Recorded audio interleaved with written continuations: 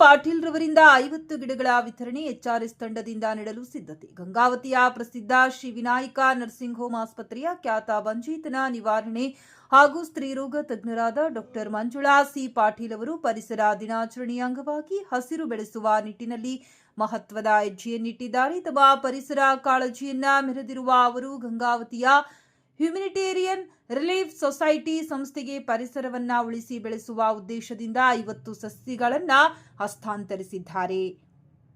ಈ ಸಸಿಗಳನ್ನು ಗಂಗಾವತಿಯ ಸರ್ಕಾರಿ ಆಸ್ಪತ್ರೆಯ ಹಿಂಭಾಗದ ಆವರಣದಲ್ಲಿ ನೆಡಲು ಎಚ್ಆರ್ಎಸ್ ಸ್ವಯಂ ಸೇವಕರ ತಂಡವು ಗುಂಡಿಗಳನ್ನು ತೆಗೆಯುವುದು ಸೇರಿದಂತೆ ಎಲ್ಲಾ ರೀತಿಯ ಪೂರ್ವ ಸಿದ್ಧತೆಗಳನ್ನು ಅಚ್ಚುಕಟ್ಟಾಗಿ ಮಾಡಿಕೊಂಡಿವೆ.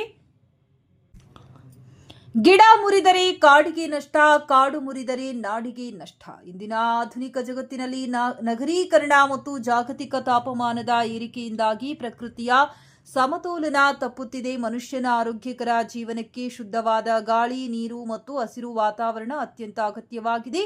ಆಸ್ಪತ್ರೆಗಳಂತಹ ಸಾರ್ವಜನಿಕ ಸ್ಥಳಗಳಲ್ಲಿ ಗಿಡಗಳನ್ನು ನೆಡುವುದರಿಂದ ರೋಗಿಗಳಿಗೆ ಮತ್ತು ಸಾರ್ವಜನಿಕರಿಗೆ ಹಿತಕರವಾದ ನೆರಳು ಹಾಗೂ ಅತ್ಯಾಧುನಿಕ ಆಮ್ಲಜನಕ ಸಿಗುತ್ತಿದೆ. ನಾವು ಪ್ರಕೃತಿಯನ್ನ ರಕ್ಷಿಸಿದರೆ ಪ್ರಕೃತಿ ನಮ್ಮನ್ನ ರಕ್ಷಿಸುತ್ತದೆ. ಕೇವಲ ಗಿಡಗಳನ್ನು ನೆಡುವುದು ಮಾತ್ರವಲ್ಲದೆ ಅವುಗಳನ್ನ ಮರವಾಗುವವರೆಗೂ ಪೋಷಿಸುವುದು ನಮ್ಮೆಲ್ಲರ ಆದ್ಯ ಕರ್ತವ್ಯವಾಗಿದೆ.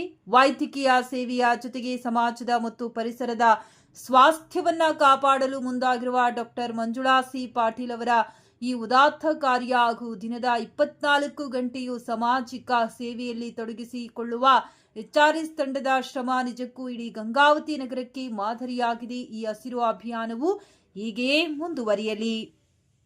ಈ ಗಿಡಗಳನ್ನು ನಾವು ಗೌರ್ಮೆಂಟ್ ಹಾಸ್ಪಿಟಲ್ ಹಿಂದ್ಗಡೆ ನೆಡಲಿಕ್ಕೆ ವಿಚಾರ ಮಾಡಿದ್ದೀವಿ. ವಿಶ್ವ ಪರಿಸರ ದಿನಾಚರಣೆ ಬರೀ ನಾವು ದಿನಾಚರಣೆ ಮಾಡಿದ್ರೆ ಆಗಲ್ಲ, ಇದನ್ನು ನಾವು 365 ದಿವಸನೂ ಇದನ್ನು ಪಾಲಿಸಬೇಕಾಗುತ್ತೆ.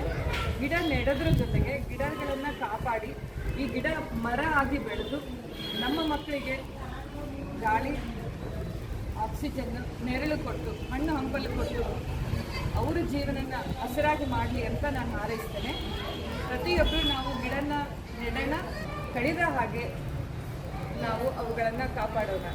ಎಲ್ಲರಿಗೂ ವಿಶ್ವ ಪರಿಸರ ದಿನಾಚರಣೆಯ ಶುಭಾಶಯಗಳು. ನಮಸ್ಕಾರ.